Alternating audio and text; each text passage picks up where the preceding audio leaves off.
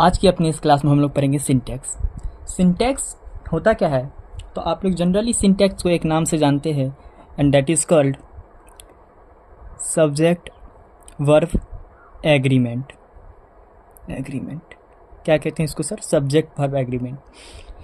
Subject verb agreement के ही group को हम लोग फॉर्म को सिंटैक्स कहते हैं। ठीक है, तो चाहे आप सिंटैक्स कहें चाहे आप सब्जेक्ट और वर्ब एग्रीमेंट बोले, दोनों बात बराबरी है।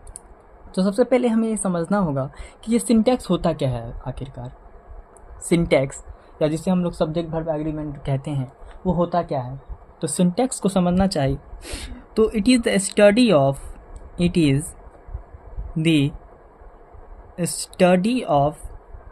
The agreement between subject and verb. क्या है दोस्तों? सिंटैक्स क्या है, किसे कहते हैं? तो यह it is the study of agreement between subject and verb, यानी सब्जेक्ट और वर्ब इन दोनों के बीच में जो एग्रीमेंट है उसे हम क्या कहते हैं? सिंटैक्स यानी सब्जेक्ट वर्ब एग्रीमेंट। कैसा एग्रीमेंट कि सिंगुलर सब्जेक्ट के साथ हम लोग सिंगुलर वर्ब यूज करते हैं, सिंगुलर वर्ब, और प्लूरल सब्जेक्ट के साथ प्लूरल वर्ब यूज करते हैं। तो ये जो सिंगुलर सब्जेक्ट है जिसके कारण ये सिंगुलर वर्ब आया, इन दोनों के बीच में जो एग्रीमेंट है इन्हीं को हम पढ़ने का काम किस में करते हैं? इस सिंटैक्स में। ठीक है, इसी को पढ़ने का हम लोग क्या किस में करते हैं? सिंटैक्स में। ठीक है, तो आइए समझने का काम करते हैं कि सिंटैक्स क्या होता है, इसमें कितने रूल्स होते हैं, कौन कौन सी बातें हमें सेंटेंस बनाते टाइम ध्यान में रखनी चाहिए। तो एक बात हमेशा याद रखिए कि the verb must agree with its subject in number and person. कि वर्ब अपने सब्जेक्ट के नंबर और पर्सन के साथ एग्री होना चाहिए। इसका क्या मतलब है? देखिए, एग्जाम्पल के तौर पे आप समझिए बात को। जैसे मैंने लिखा आई एम पुअर, फिर मैंने लिखा आई हैव अ कार। मैंने ये दो सेंटेंसेस लिखे। आप दोनों को ध्यान से देखने का काम करें। ये जो आई है ये अपने आप में सब्जेक्ट है, ठीक है, और ये एम और ये हैव अपने आप में वर्ब है। ये हमको पता है सर, कोई दिक्कत नहीं है। अब देखने का काम करते हैं कि ये जो सब्जेक्ट है ये अपने आप में है तो सिंगुलर, अपने आप में है क्या? ये अपने आप में है सिंगुलर। और कौन सा पर्सन है सर? तो ये है फर्स्ट पर्सन। कौन सा पर्सन? फर्स्ट पर्सन है। ठीक है, तो आई जब भी प्रेजेंट टेंस में होता है, आई जब भी प्रेजेंट टेंस में हो तो आई के साथ हमेशा एम, आई के साथ किसका यूज करते हैं हम लोग? इंडेफिनिट टेंस में एम का यूज करते हैं, ठीक है, या हैव का यूज करते हैं। उसी तरह से अगर परफेक्ट में हो, जैसे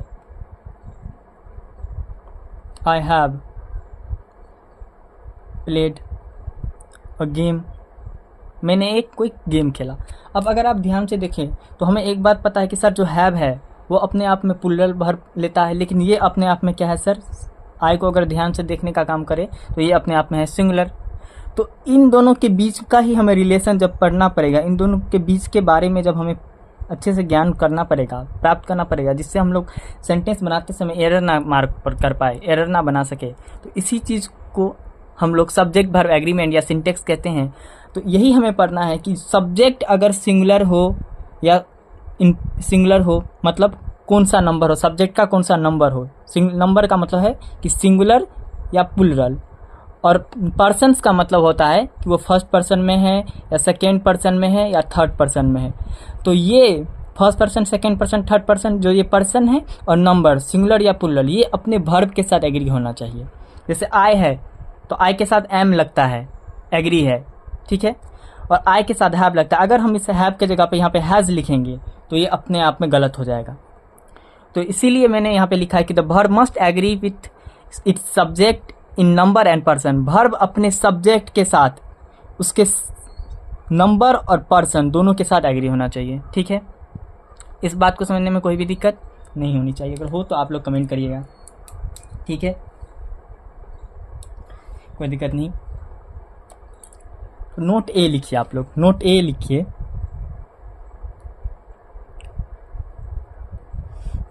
कि जब किसी वर्ब में, आप देखिए, जब किसी वर्ब में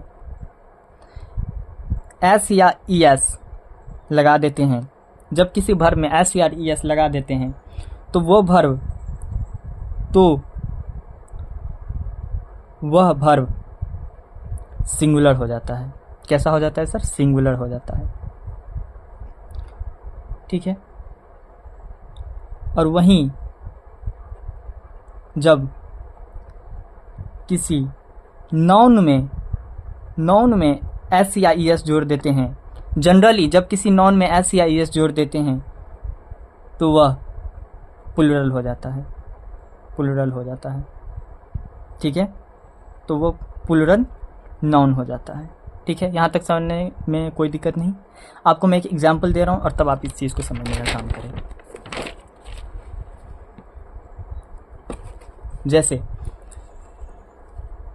मैंने लिखा राम प्ले अ क्रिकेट।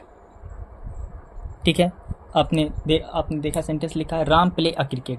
अब यहाँ पे ये सब्जेक्ट अपने आप में देखा जाए तो सिंगुलर है, लेकिन ये जो प्ले है इसमें कुछ दिक्कत हो रही है कि सर प्ले होना नहीं चाहिए सर, इसमें कुछ और जुड़ेगा। तो उसमें जुड़ेगा क्या? तो राम सिंगुलर है, इसीलिए जब इस वर्ब को सिंगुलर बनाना पड़ेगा तो हम एस जोड़ेंगे। ठीक है, तो जब किसी वर्ब, ये वर्ब अपने बेस फॉर्म में है, V1 में है। ठीक है, V1 प्ले, V2 जैसे होता है प्लेड, इस तरह से आप बनाते हैं ना। तो जो ये V1 है बेस फॉर्म है, इसके साथ हमने एस जब जोड़ा, जब किसी वर्ब के साथ हमने इस एस को जोड़ा तो ये अपने आप में कैसा वर्ब बन गया? तो सिंगुलर वर्ब बन गया। कैसा वर्ब बन गया? Singular verb. तो पीछे वही बताने का काम किया जा रहा था कि अगर किसी वर्ब के साथ हम लोग एस या ई एस सफिक्स करते हैं तो वो अपने आप में सिंगुलर हो जाता है। ठीक है, कोई दिक्कत यहाँ तक समझने में नहीं। चलो मैं एक सेंटेंस लिखता हूँ, pen, the pen is very beautiful. ठीक है, और फिर मैंने एक सेंटेंस लिखा कि these pens are very beautiful, are very beautiful.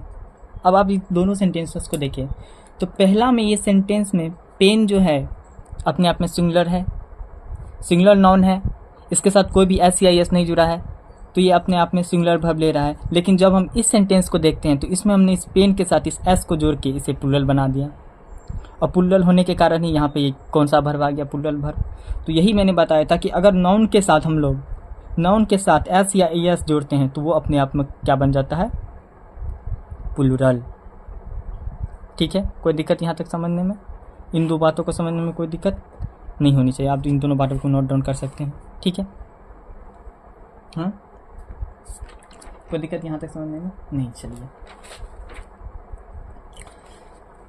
हाँ, तो आज सिर्फ इतना ही होगा कि आज स्टार्टिंग है, मैंने सिर्फ इसका इंट्रोडक्शन आज दिया है। कल जो है सो हम धीरे धीरे हर एक रूल को पढ़ना शुरू करेंगे। अब आज हमने सिर्फ एक ये नोट पढ़ा है, बस एक ये नोट ही आज हमने पढ़ा। ठीक है, कल हम लोग इसके कल से हम लोग रूल्स को अच्छे से पढ़ना शुरू करेंगे कि क्या कैसे सिंटेक्स में होना चाहिए। ठीक है, ठीक है, कल से शुरू होगा असली क्लास, जिसमें हम लोग रूल्स को धीरे धीरे करके एक एक करके सारे रूल को डिकोड करना शुरू करेंगे। Okay, so I think it's helps you a lot in every field of English. Thank you very much.